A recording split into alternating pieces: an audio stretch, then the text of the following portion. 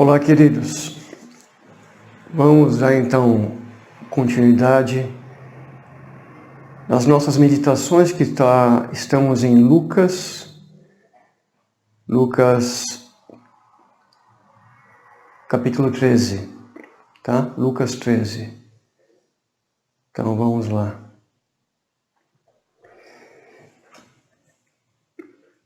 Naquela mesma ocasião, chegando alguns, falavam a Jesus a respeito dos galileus, cujo sangue Pilatos misturara com os sacrifícios que os mesmos realizavam.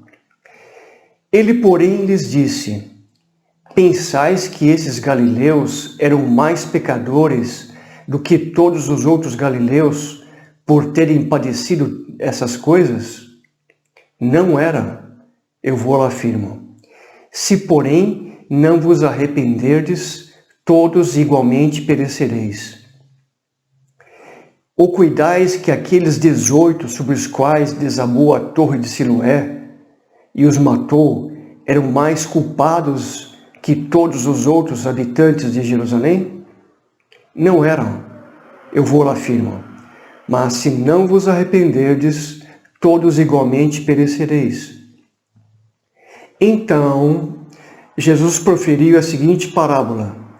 Certo homem tinha uma figueira plantada na sua vinha, e vindo procurar fruto nela, não achou.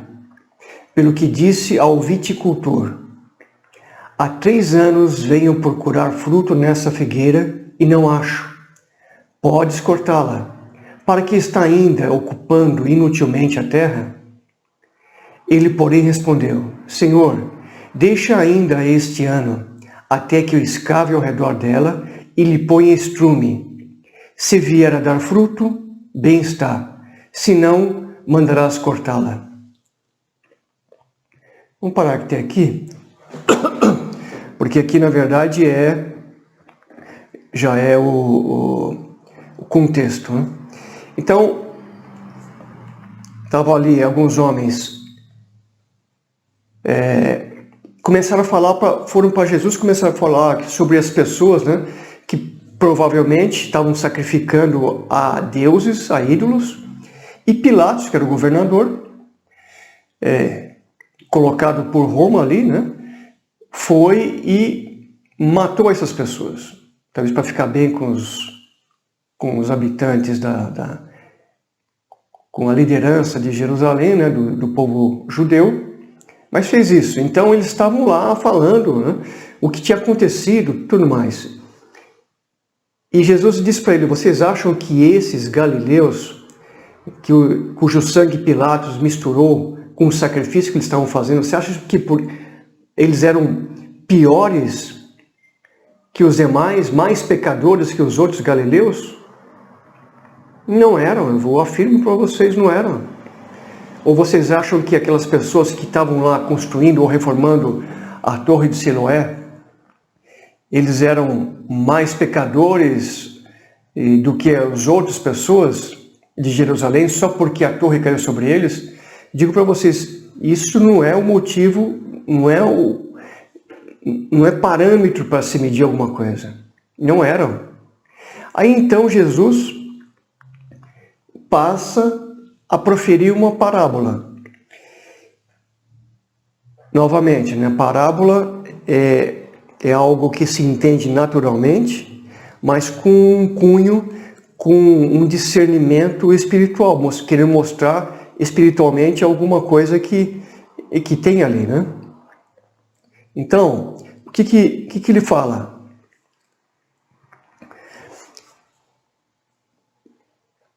Um certo homem tinha uma figueira plantada na sua vinha. Então veja, a vinha, você planta uvas, certo? Uma videira, né? Para ter uvas. Mas no meio disso tudo, tinha uma figueira.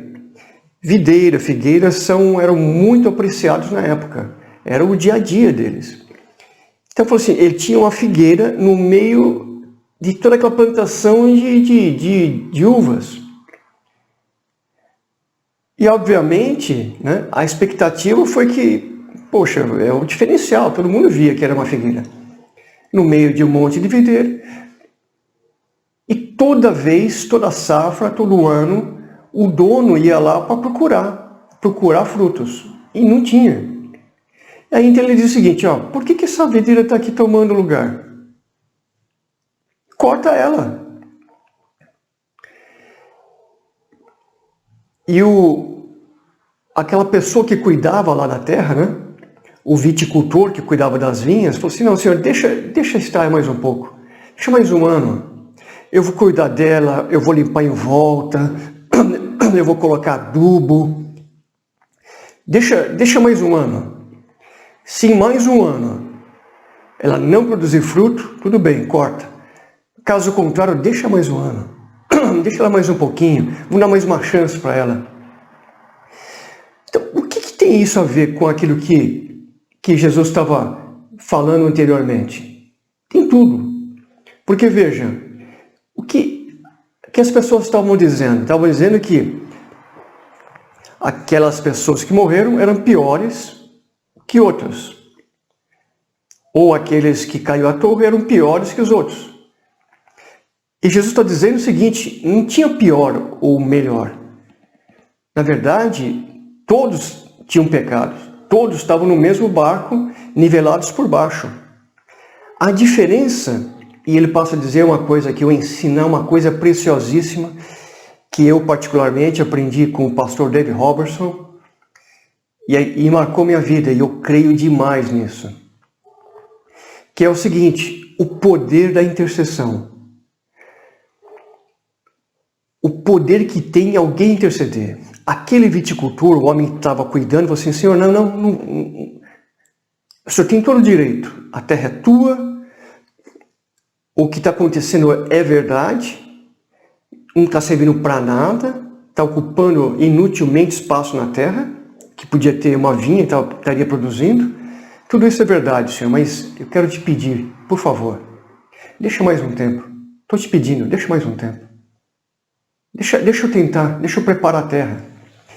Então o que Jesus está dizendo aí, irmãos, é algo preciosíssimo.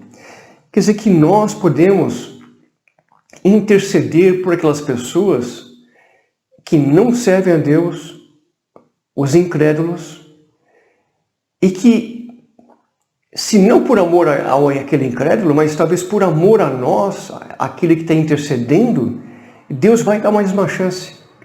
Jesus está nos ensinando, olha, vou te dar uma dica. Vou te dar uma dica.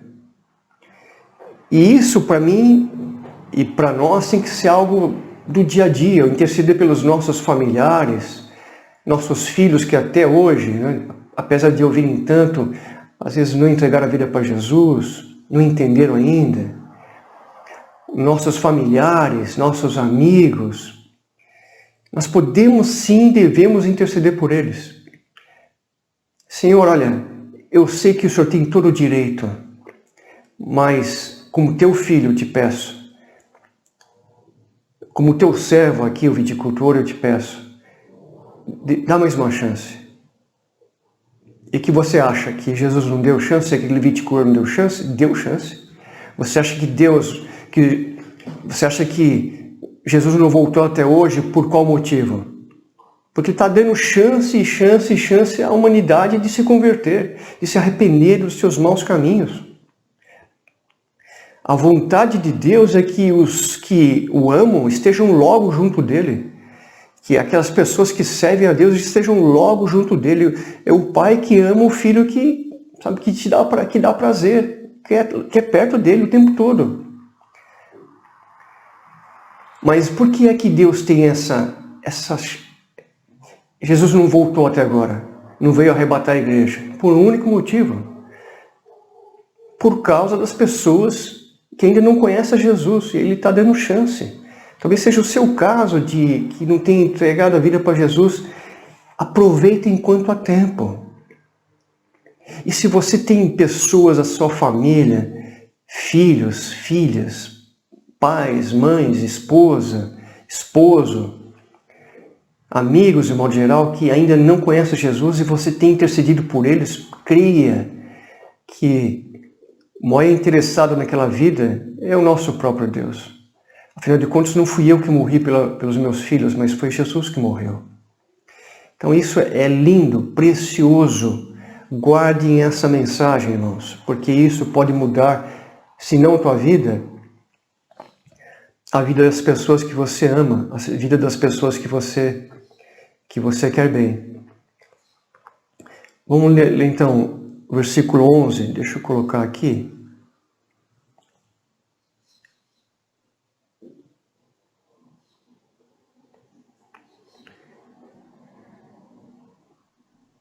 Versículo 11.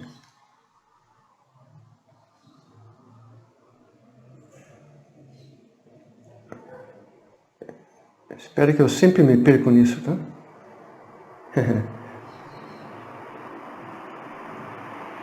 Então vamos lá.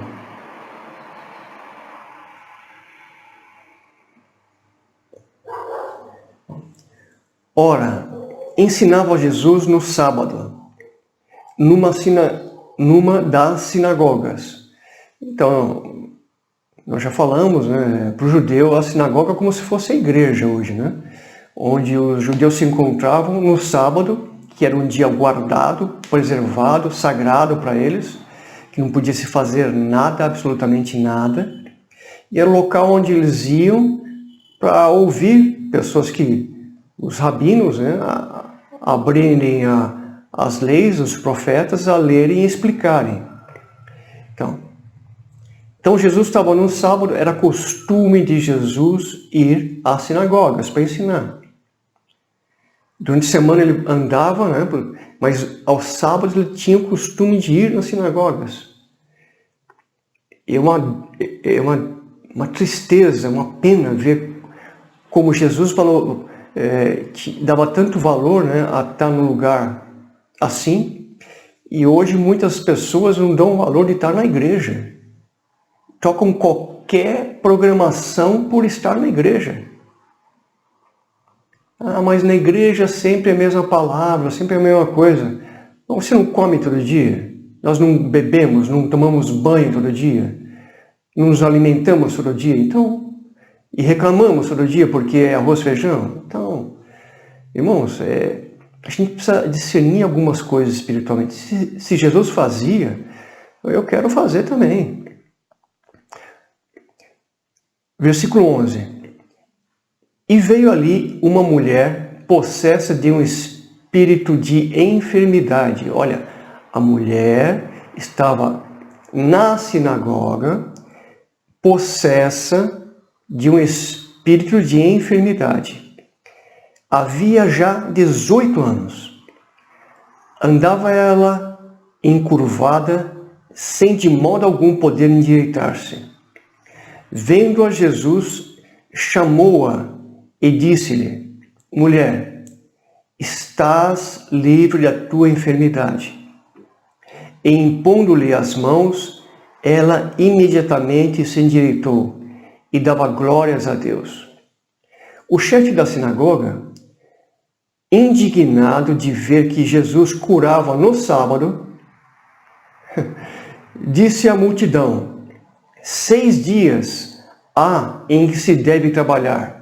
Vinde, pois, nesses dias para seres curados, e não no sábado. Disse-lhe, porém, o Senhor: hipócritas, cada um de vós não desprende da manjedoura no sábado o seu boi ou o seu jumento para levá-lo a beber? Por que motivo não devia livrar deste cativeiro em dia de sábado esta filha de Abraão, a quem Satanás trazia presa há 18 anos? Tendo ele dito essas palavras, todos os seus adversários se envergonharam. Entretanto, o povo se alegrava por todos os gloriosos feitos que Jesus realizava. Então, Jesus entra no sábado, tinha uma mulher totalmente encurvada. Você já deve ter visto por aí pessoas totalmente encurvadas, que não conseguem, por algum motivo, se endireitar mais. Eu não sei clinicamente o que é isso, não sei, não entendo isso. Mas ela estava assim. E ela foi na sinagoga no sábado, e Jesus estava no sábado naquela sinagoga, e há 18 anos aquela mulher sofria daquela enfermidade. E Jesus declara que aquela enfermidade era devido a um espírito de enfermidade. Não era algo natural, era um espírito, não de Deus, um espírito do diabo, que deixava aquela mulher como presa naquele cativeiro. Por 18 anos já estava sofrendo daquele jeito. 18 anos frequentando a sinagoga, a igreja, e ninguém a libertava. E ela mesma. E Jesus, vendo aquilo, vai, a despeito do resto ali, do que estava acontecendo, vai lá e diz: mulher, fica livre, seja curada da tua enfermidade. E ela se endireitou, começou a glorificar a Deus, alegrando-se. O povo se alegrou, mas o chefe da sinagoga, né? Aí o pastor, o bispo, o padre, sei lá o que, entendeu? Vai e fala: espera um pouquinho. Isso, o padre, digo, a pessoa equivalente, né, na sinagoga, que era a pessoa lá dos judeus, vai e fala: espera um pouquinho, vocês têm 6 dias para serem curados. Se você tem uma enfermidade, vem de segunda a sexta. Ou melhor, vem de domingo a sexta. Mas o sábado não. Sábado é santo. E Jesus diz: vocês são hipócritas. Se você tivesse um boi, tivesse um jumento, que trabalhasse a semana inteira, você não chegaria no sábado, você não pega e desamarra, desata ele e leva lá para beber água, para comer? Você não liberta ele do trabalho de 6 dias para deixar ela comer? Por que estão mais preocupados com bois, com animais, fazem isso e não dão a mínima para uma vida, para uma pessoa? Então, algumas coisas aqui que a gente precisa entender. Primeiro que Jesus faz diferença entre enfermidade e doença. Então, tem algumas doenças que são naturais, sei lá, com o passar do tempo, né, da velhice de uma pessoa, uma degradação, às vezes, natural, e um espírito de enfermidade, que é aquele, não quer dizer que toda pessoa que tem alguma enfermidade. Nós já vimos lá, né, em capítulos anteriores, a pessoa estava surda, muda, pessoas que estavam com tipo epilepsia, e no caso aqui, mulher encurvada, e Jesus discernia claramente que isso não é algo normal.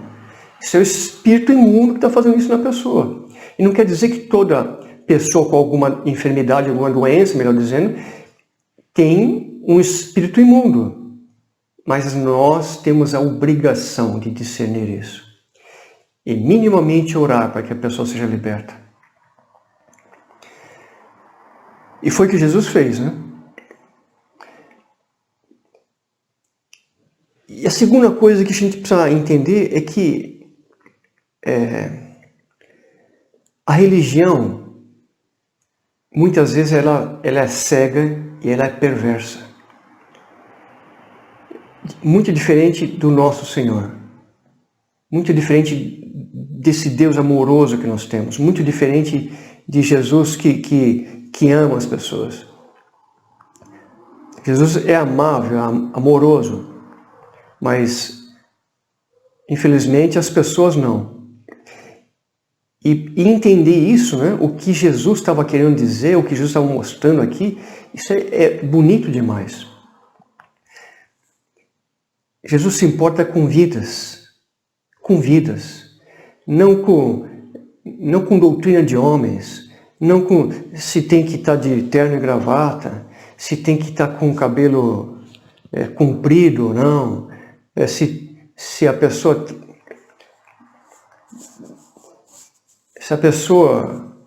está tatuada, se está com brinco, se está... A gente olha isso tudo. Se o cabelo é aquele cabelo compridão, Se a pessoa... Jesus olha lá dentro. Jesus quer mudar de dentro para fora. A gente quer mudar de fora para dentro. As mudanças externas acontecem quando as mudanças internas acontecem. Quando a gente se deixa mostrar, se expõe a Jesus, ao Espírito Santo, ele vai mudando a gente. A religião é perversa. Mas cristianismo não é religião.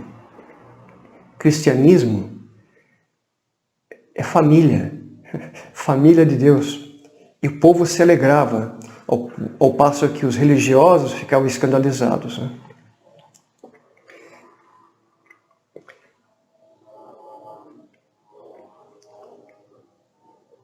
Versículo 18. Deixa eu colocar aqui.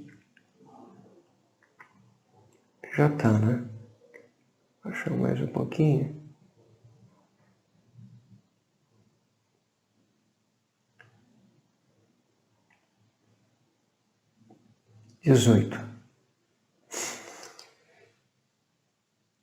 E dizia, a que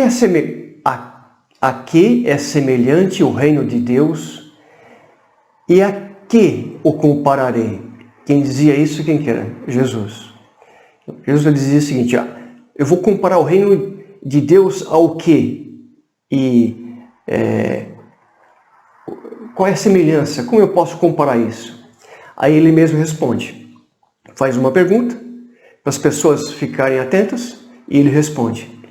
É semelhante a um grão de mostarda, que um homem plantou na sua horta, e cresceu, e fez-se árvore, e as aves do céu aninharam-se nos seus ramos.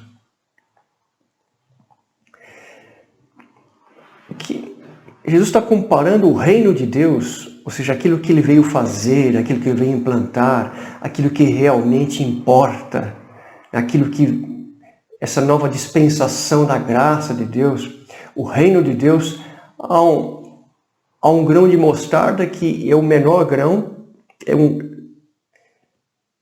estava na minha Bíblia, é um grão minúsculo, muito pequenininho.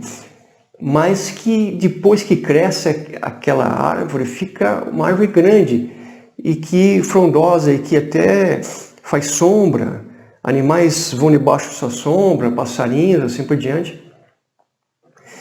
E Jesus mostra isso por quê? Porque ele começa pequenininho, não tem aparência, se você for ver a aparência, você joga fora, você não dá a mínima.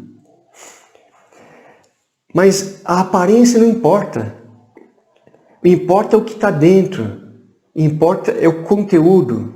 Importa é o que aquela sementezinha que tem todo o poder dentro dela pode fazer.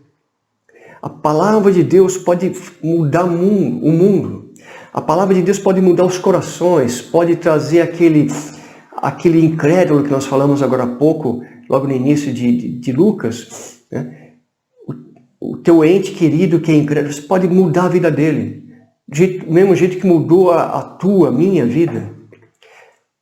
Esse é o poder da palavra de Deus, que combina com o nosso coração, do reino de Deus, da vontade de Deus, que entra e tem nela todo o poder, toda a essência. O poder de uma nova criatura é incrível. O que então nos cabe, nós, é pegar essa semente, cuidar dela, pois dentro dela vai ter o crescimento que vem de Deus. O nosso trabalho, o nosso cuidado é de plantar, de cuidar, de semear, porque o crescimento não cabe a gente. O crescimento vem de Deus.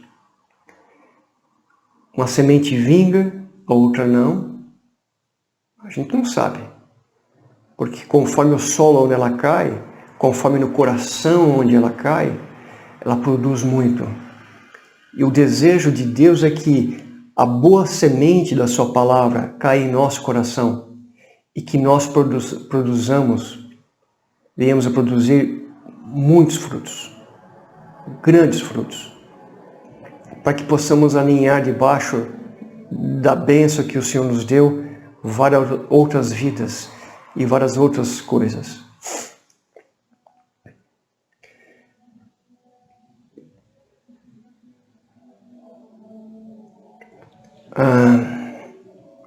Versículo 20. Disse mais: a que compararei o reino de Deus? É semelhante ao fermento. Então Jesus comparou o reino de Deus a uma semente de mostarda, que pequenininha e que cresceu e que frutificou, porque dentro dela tinha ali toda a essência. Não era aparência, era a essência, o que estava dentro. E agora, então, é semelhante ao fermento que uma mulher tomou e escondeu em 3 medidas de farinha, até ficar tudo levedado. Ou seja, o fermento tem a capacidade de levedar, né? de ir fermentando, né? De ir crescendo, e de uma farinha que não tinha insossa, fazer com que tudo aquilo possa crescer, tudo possa ser mudado numa coisa bonita. Uma farinha que você não consegue mal comer, transformar num pão cheiroso, gostoso, quentinho. E ainda que seja um pouquinho de fermento, numa grande quantidade de massa, de farinha, pode ser 3 medidas, não importa, ela vai levedar, vai fazer diferença. Você pode pegar uma vida transformada, pega um cristão de verdade, que ama a Deus, que nasceu de novo, você coloca ali no meio de uma família incrédula, e essa pessoa vai fazer toda a diferença. Você pega um cristão de verdade, põe no meio de um ambiente de trabalho terrível, perverso, e aquela pessoa vai fazer toda a diferença, porque ela tem dentro dela a essência para fazer aquilo mudar, para dar sabor, para dar graça, para dar alegria naquele lugar. Está entendendo?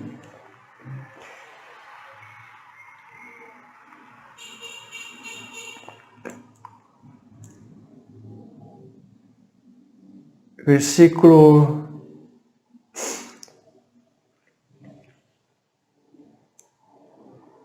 22. Deixa eu só ver como que está aqui. Tá.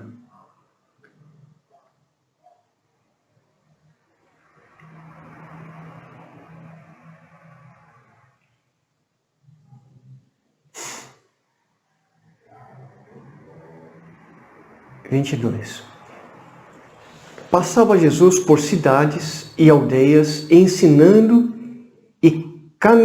e caminhando para Jerusalém. Lembra que nós falamos capítulos anteriores? Jesus estava determinado, sabia que estava chegando a sua hora de partir, e ele estava determinado e estava indo caminho de Jerusalém. E isso tudo está acontecendo enquanto estava indo. Porque eu sabia o que era a Páscoa, ele queria passar lá porque sabia que seria entregue na mão dos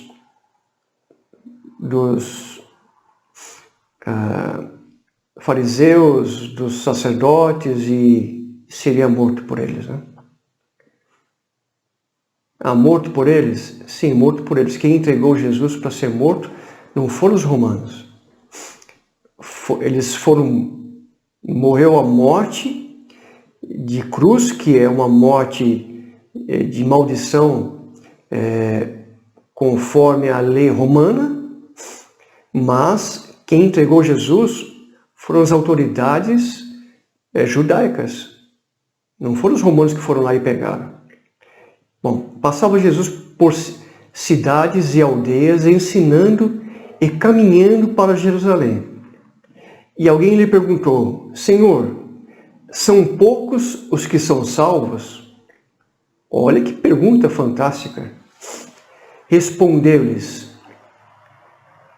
esforçai-vos por entrar pela porta estreita, pois eu vos digo que muitos procurarão entrar e não poderão. Quando o dono da casa se tiver levantado e fechado a porta, e vós, do lado de fora, começardes a bater, dizendo: Senhor, abre-nos a porta, ele vos responderá: não sei de onde sois.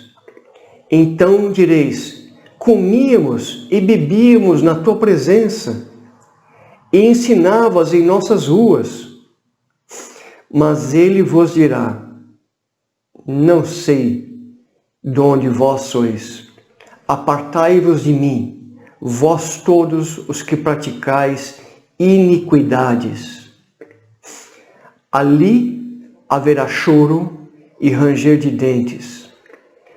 E quando virdes o reino de Deus, e quando virdes no reino de Deus Abraão, Isaque, Jacó e todos os profetas, mas vós lançados fora, muitos virão do Oriente e do Ocidente, do Norte e do Sul, e tomarão lugares à mesa no reino de Deus. Contudo, há últimos que virão a ser primeiros, e primeiros que serão últimos.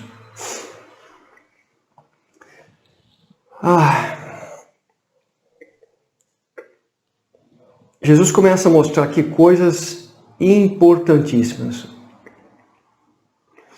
Então, eles perguntam para Jesus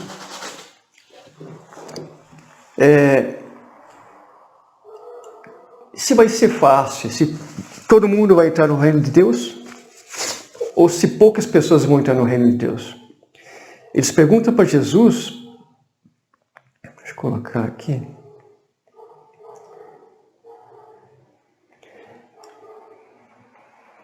Jesus começa dizendo: olha, a porta é estreita. A entrada no reino de Deus é estreita.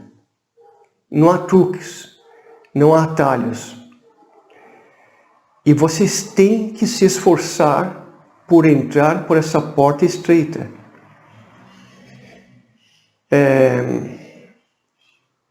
Não é que nós vamos conseguir entrar no reino de Deus pelo nosso esforço próprio.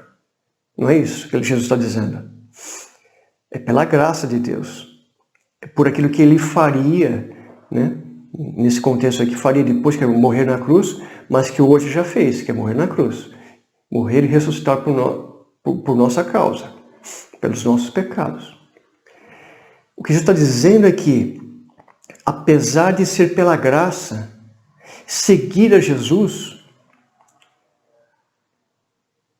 é uma coisa que exige de nós abnegação. Seguir a Jesus não é simplesmente pegar, levantar a mão, falar: eu sou salvo. Irmãos, não é isso não existe. Isso é só o pontapé inicial. O que Jesus está dizendo é o seguinte: a porta é estreita sim, eu estou com vocês agora, e vocês, judeus, muitos nem estão percebendo o que está acontecendo. Agora eu estou com vocês estão comendo comigo, estão bebendo comigo, estão convivendo comigo, eu prego pelas ruas de vocês, por onde vocês estão, mas vai chegar o tempo e que vai acabar a oportunidade. E daí então, quando acabar a oportunidade, não adianta bater na porta, não adianta insistir, porque a porta não vai mais ser aberta. Quando Deus fechar a porta, quando Deus falar: agora chega, não tem mais o que fazer. Você pode suplicar, a pessoa pode suplicar, pode ficar angustiado e vai ficar. Não tem mais o que fazer. Mas Senhor, nós fizemos isso, nós te conhecemos. Deus fala: olha, quem me conhece, quem é que me conhece? Quem pratica a vontade do meu Pai, esse me conhece. Esse é meu amigo. Jesus está para voltar. Não que ele vai aparecer aqui na terra para todo mundo. Jesus está para arrebatar a sua igreja. A primeira coisa que vai acontecer, a igreja vai ser arrebatada. A igreja vai ser arrebatada. Quando? Querido? Querida? Quando? As coisas estão acontecendo. E acontecendo com uma velocidade enorme. O dia está muito, muito próximo. E se você espera até o último segundo para se arrepender, para entregar a tua vida para Jesus e para ir para o céu, talvez você acabe ficando, não dê tempo, porque a porta fechou, não deu mais tempo. Aí não adianta mais suplicar, não adianta mais fazer nada. O que Jesus está dizendo é que, olha, fique atento, porque ver o reino de Deus é uma coisa, agora entrar no reino de Deus é outra. Você pode até um dia ter entregue a tua vida, tomando uma decisão, levantado a mão e ido à frente numa igreja ou orado. Isso é maravilhoso, mas precisa continuar vivendo no reino de Deus, para poder entrar no reino de Deus, no reino dos céus. A gente vive aqui no padrão de Deus para poder entrar lá no padrão estabelecido por Deus nos céus. Não se brinca com Deus. Jesus está dizendo, olha, vocês não brinquem. Mesmo os judeus, eu falo, olha, vocês deviam ser os primeiros a entrar no reino. Jesus veio para os judeus. Jesus era um judeu, foi e pregou para os judeus, mas os judeus rejeitaram Jesus. Não o acolheram como o Messias, como Salvador. E então ele diz, olha, vão vir outros do Oriente, do Ocidente, do Norte, do Sul, e vão tomar lugar à frente de vocês, que deveria ser de vocês. Estão entendendo? Então, pessoas que nem deveriam estar aí, mas vão vir, porque vocês rejeitaram.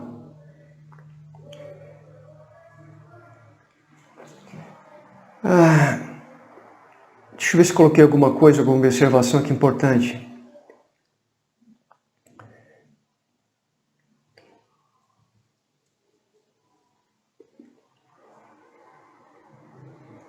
Apartai-vos, não sei de onde vós sois, apartai-vos de mim todos que praticais iniquidade.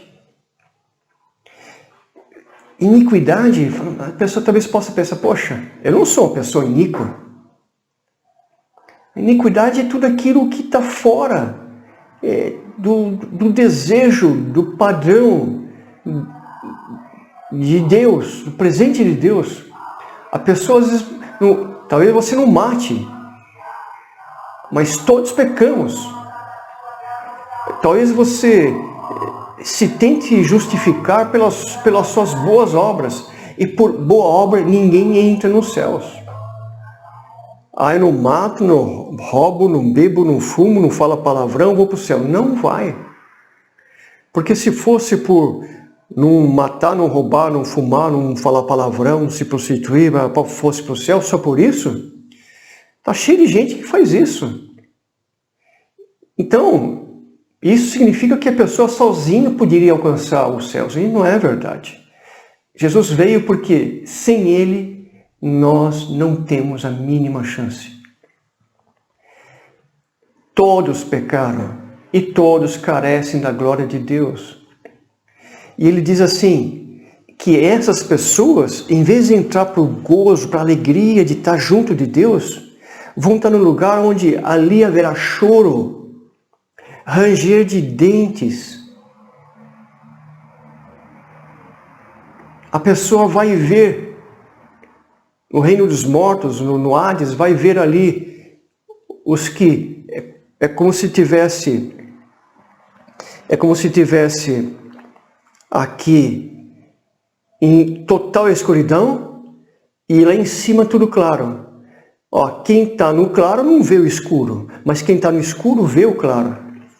Então quem está no reino, no paraíso, digamos assim, né?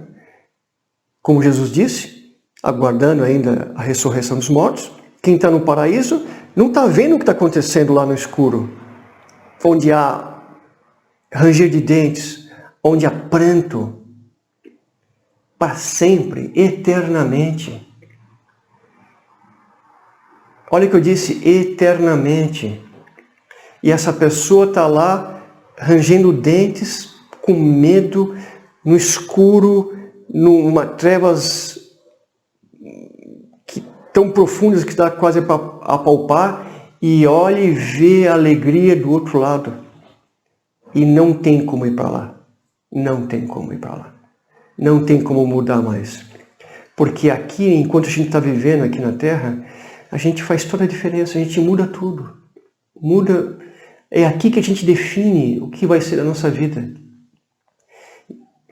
Então, nesse pouco tempo que a gente tem aqui, a gente determina a nossa eternidade. A nossa eternidade, queridos, é determinada pelo nosso modo de viver aqui na Terra. Porque a pergunta que vai ser feita para nós é: o que você fez com meu filho, Jesus Cristo? Essa é a pergunta que o justo juiz, que é o Pai, vai fazer. O que você fez com meu filho chamado Jesus Cristo?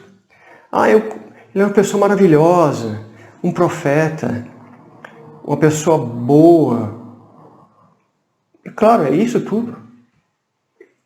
Mas se você sabia que ele era o Filho de Deus, que era o próprio Deus, por que então não viveu para ele? É isso a pergunta que vai ser feita. A dura pergunta e mais dura resposta. Naquela mesma hora, deixa eu colocar a palavra aqui.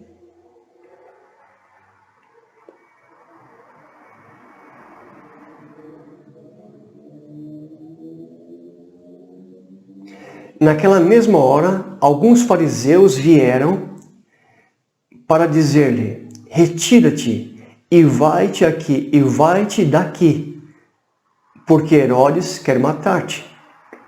Ele, porém, lhes respondeu: ide dizer a essa raposa, olha, Jesus chamando Herodes, o rei Herodes, que queria matá-lo, de raposa, que hoje e amanhã expulso demônios e cura enfermos, e no terceiro dia terminarei. Importa, contudo, caminhar hoje, amanhã e depois, porque não se espera que um profeta morra fora de Jerusalém. Jerusalém, Jerusalém, que matas os profetas e apedrejas os que te foram enviados. Quantas vezes quis eu reunir teus filhos como a galinha junta os do seu próprio ninho debaixo das asas, e vós não quisestes. Eis que a vossa casa vos será deserta, e em verdade vos digo que não mais me vereis, até que venhais a dizer: bendito o que vem em nome do Senhor.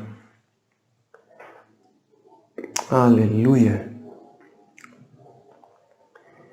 Esse texto é maravilhoso. Vamos ver aqui então.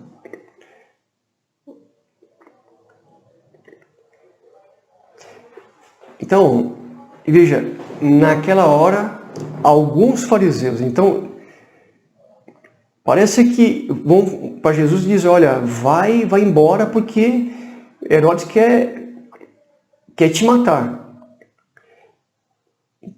Fariseus, hein? Então parece que nem todos os fariseus odiavam Jesus, né? Alguns, né, talvez até quisessem segui-lo, né? E Jesus diz para eles: vai e diz lá para aquela raposa. Ele chamou o rei Herodes de raposa, que que na verdade para o judeu a raposa significava, tinha um símbolo de tanto de astúcia, né, e quanto de debilidade ou insignificância. Ele vai e diz para ela que, olha, ninguém vai interferir na minha caminhada. Hoje, amanhã e depois, eu vou continuar curando, vou continuar libertando pessoas, eu vou caminhar, porque eu estou caminhando para Jerusalém. Nenhum profeta se espera que morra fora de Jerusalém, e eu estou indo para lá. Então Jesus estava decidido e estava caminhando para Jerusalém, porque ele sabia o que ia acontecer com ele. Sabia que lá ele ia ser entregue pelas autoridades judaicas, religiosas, né, aos romanos para ser morto. Então, nenhum profeta, ele era um profeta. Ele era o profeta. Lá, já profetizado inclusive até por Moisés. Quando Moisés disse que depois de mim se levantará o profeta. Então, já se referindo a Jesus, né? Isso tudo bem. Que Jesus está dizendo o seguinte, olha, eu não vou morrer antes do tempo. Eu não morro antes do tempo. Eu morro quando eu cumprir a obra do meu Pai. O diabo quer me matar.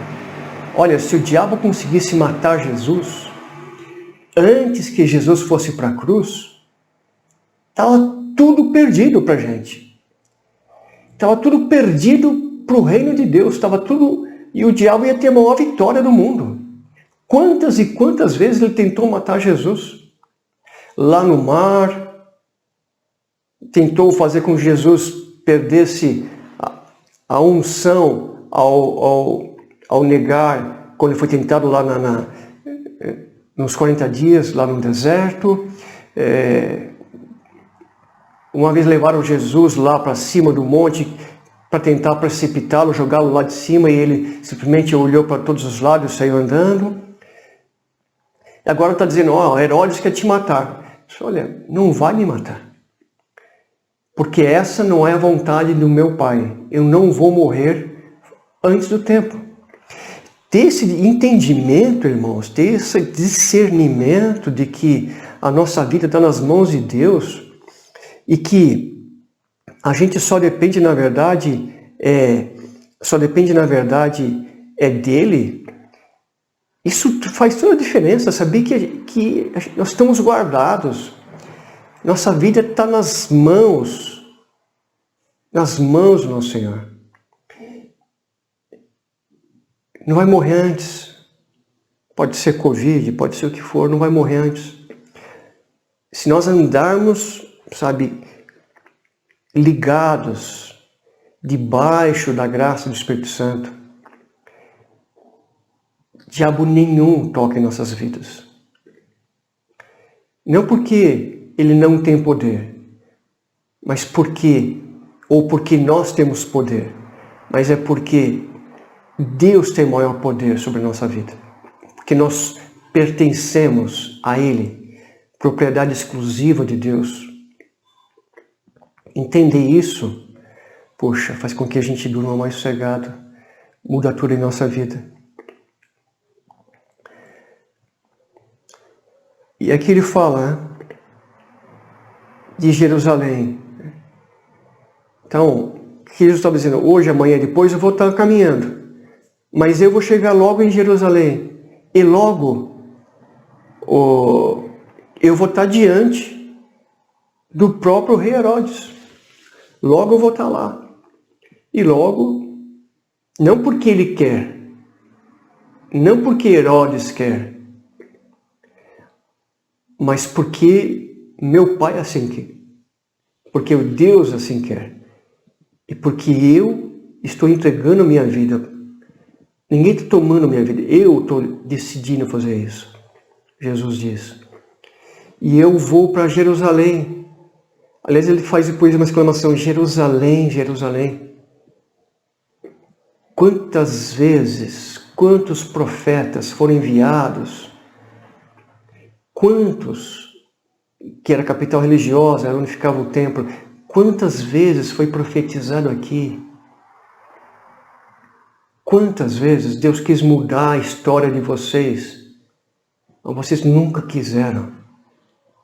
As pessoas que estavam aí para falar a verdade, para dizer, olha, arrependam-se. Vocês não deram ouvidos, vocês mataram os profetas. E agora, sabe, Deus queria como uma galinha que pega os seus pintinhos, né, pintainhos, coloca debaixo das asas e acolhe assim no ninho. Deus queria fazer isso, guardar, proteger vocês. Mas vocês saíram ciscando e foram embora. Não estavam nem aí. E agora, a cidade de vocês vai ficar deserta. Ou seja, Jesus estava já profetizando aqui o que aconteceria com Jerusalém e o templo, né? No ano 70 depois de Cristo, quando o rei romano, o imperador romano foi lá e destruiu, deixou pedra sobre pedra, destruiu completamente. Aliás, quer saber o que sobrou? O que sobrou foram aquelas muralhas, Muro da Lamentação, que hoje está lá em Jerusalém. Só isso sobrou. Não sobrou mais nada. E continuam se lamentando até hoje. Por quê?